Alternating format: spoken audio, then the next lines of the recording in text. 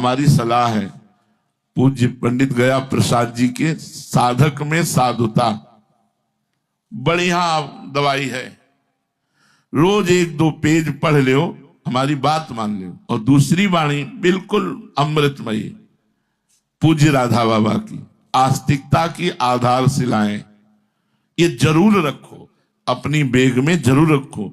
1-2 page पढ़ो, तुरंत आनंद की अनुभूति होने लगेगी। साधक में साधुता और राधा बाबा की आस्तिकता की आधारशिलाएं, अगर ये और सत्संग के बिखरे मोती, पूज्य भाई जी महाराज सत्संग के बिखरे मोती, तो उसमें बड़ी सुंदर सुंदर बातें लिखी गई हैं। अगर हम रोज 1 पेज पढ़ेंगे तो हमारे अंदर दैवी संपदा बढ़ती चली जाएगी। आसुरी संपदा का नाश करने के लिए दैवी संपदा बनी रहे, इसलिए कोई आदर्श महापुरुष के प्रवचन सुनो और एक वाणी जरूर रखो।